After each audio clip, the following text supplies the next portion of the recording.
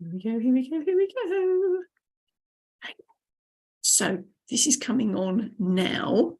Let us go to there. Hello, everyone. It's our time. Let me hang on just a second. Let me put this one on silent. Otherwise, we are going to have a feedback. Right.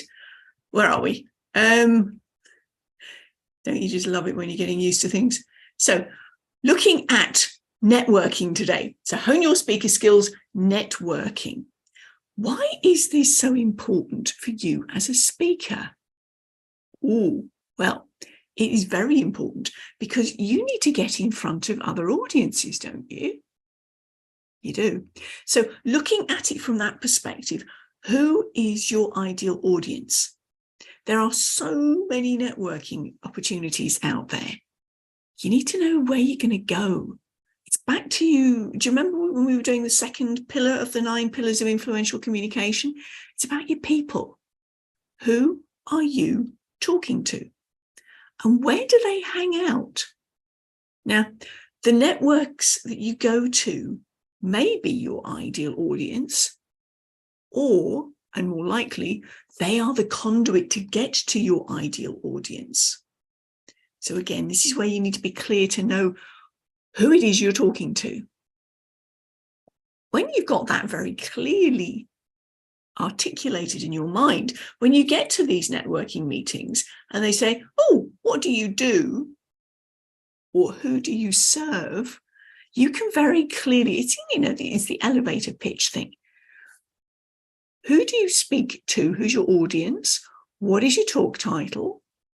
What are they going to get out of it? So what's the transformation that you provide? So those are 3 things to have in mind very clearly and very succinctly in when you get on a networking call. When you're doing it in person, you will do the stand-up elevator pitch thing as you're used to doing. When you're doing it virtually, there's often the opportunity for breakout rooms as well. So you may get the opportunity in the big room, or you may get the opportunity in the breakout rooms. Either way, if you're on Zoom, chances are there will be the chat that you can fill out your details and put all this stuff in there. So ahead of time, have your spiel written out so that you can, when you get the opportunity and they say, oh, put your stuff in the chat, copy, paste. It's there ready to go. So who are the networks that you are already attached to? Which of those networks? Are they for your audience, or can you get to your audience through them? Now, I'm a member of a number of different networks and speakers networks as well. And part of the joy of those ones is that you also get event managers coming in on them. And they've got summits coming up, or they're podcasters and they're looking for guests. So again, it's lots of different opportunities to get your message out there. So remember, it's not about you. You are the Uber driver.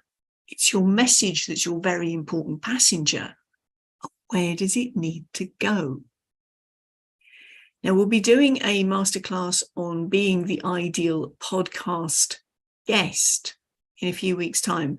I'm collecting and collating information from all my podcast host friends on their top tips for being the ideal podcast guest. So watch out for that one. But as I said, the networking is important because that's part of your promotion. Remember when we were doing the 9 pillars? We had planning and promotion as 8 and 9.